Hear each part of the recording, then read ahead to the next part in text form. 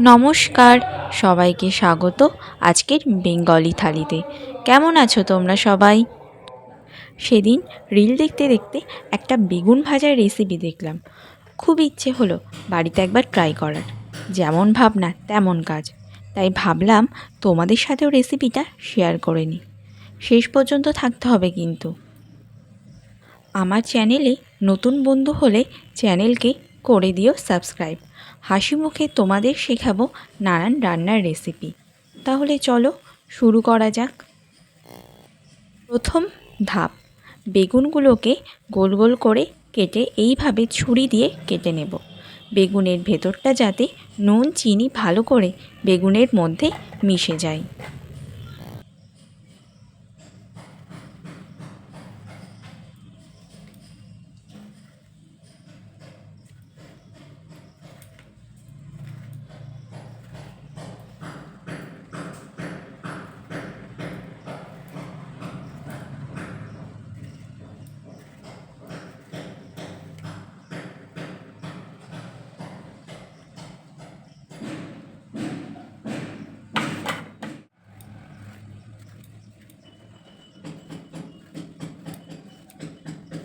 দ্বিতীয় ধাপ, চালের গুঁড়ো নিয়ে নেব হাফ কাপ।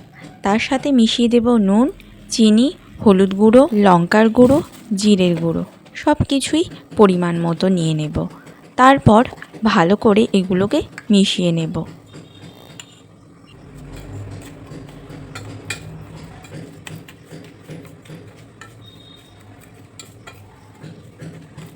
তার মধ্যে কেটে রাখা বেগুনগুলোকে এপিঠ ওপিঠ ভালো করে মাখিয়ে নেব।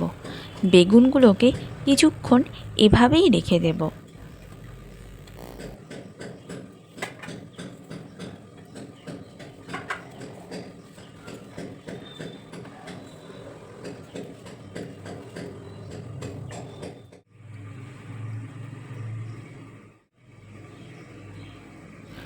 তৃতীয় ধাপ, বেগুনগুলোকে ভাজার জন্য কড়াইয়ে দিয়ে দেব সর্ষের তেল।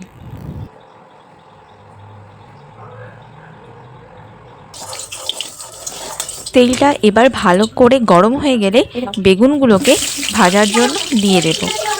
ভালো করে বেগুনগুলোকে এপিট ওপিট করে ভালো করে ভেজে নিতে হবে।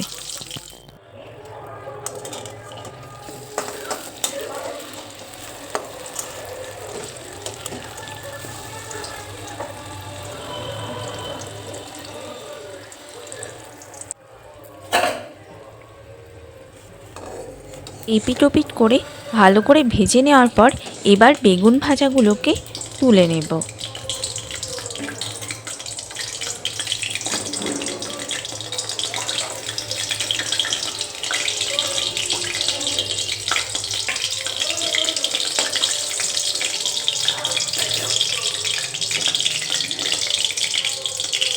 চতুর্থ ধাপ, গরম গরম ভাজা বেগুনগুলোকে পরিবেশন করে দেব ভাত হোক বা পোলাও। বেগুনির বিকল্প হিসাবে এই বেগুন ভাজাও এবার জমিয়ে দেবে।